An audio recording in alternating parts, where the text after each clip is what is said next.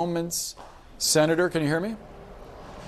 I can hear you. You went out for a second, but I hear you now. So I apologize for that, Senator. I believe you were asking a question. No, that's okay. Technical difficulties happen. They do happen. I want to ask you about this bill being proposed by Leader Thune that would pay essential employees during the shutdown. It would not pay all furloughed workers, which is something that Democrats have pushed for.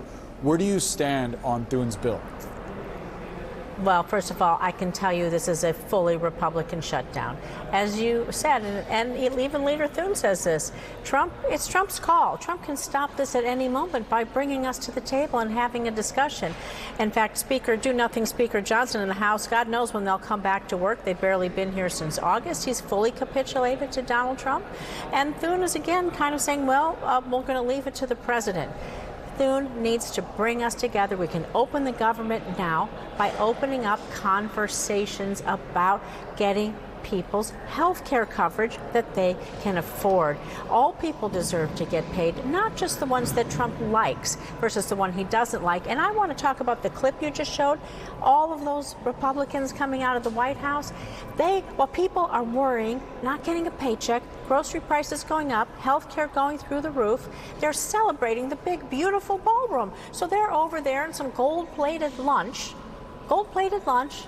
while people are suffering, prices are going up, and they're not doing a damn thing. Oh, and maybe they signed the check for Kristi Noem's two airplanes that she doesn't need. She come fly Southwest with me. I'll even take the middle seat. The pretzels are fantastic. They're made in Nevada.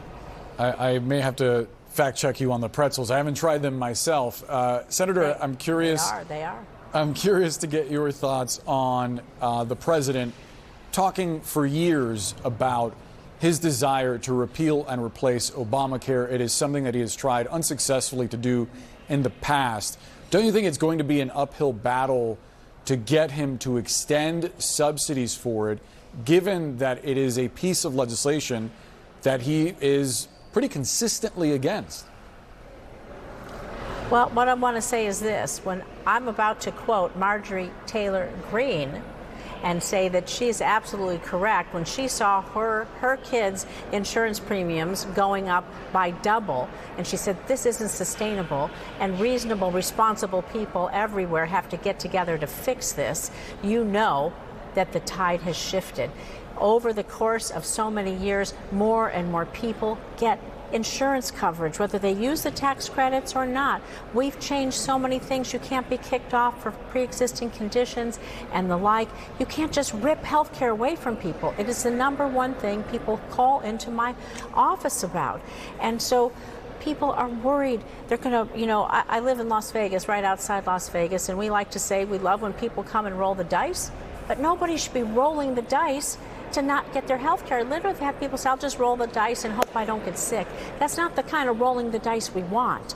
And so, to be clear, President Trump, with Leader Thune, Speaker Johnson, all the other Republicans have to come to their senses, because I can't imagine that their constituents in their states have any less worries or anxieties about their health care than the folks in Nevada. So I know my why. Everyone's asking me to please help them get insurance coverage. That's all they're asking.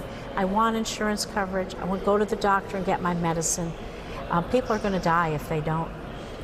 The argument from Republicans has been that that's a conversation that can be had after the government is reopened. It seems like you don't have faith in those assurances. I also wonder what you make of their argument that these are COVID-era subsidies that are going to expire, and that because of a lifted cap on income during COVID, these subsidies have disproportionately helped wealthy people and not those who need it most. What's your response?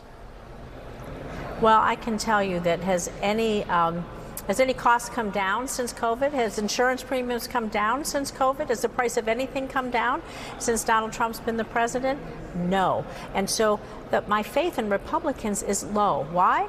Because in March, we kept the government open, hoping to have these conversations, understanding that November 1st, just a couple weeks away, everyone's going to have to make one of the most important decisions they can make for themselves and their family: what kind of insurance, if any, can they afford or do they get? And what choices will they have to make?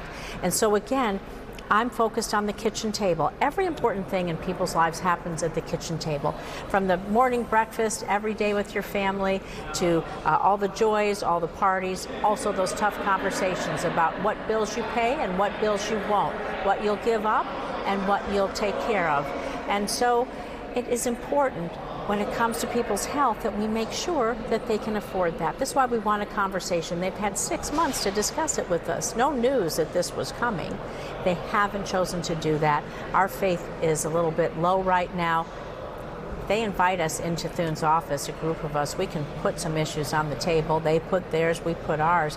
I bet we can come to agreement on quite a few things to get the government open and get some health care back in people's pockets. Nevada Senator Jackie Rosen, thank you so much for sharing your time and perspective. We look forward to the next round of conversations.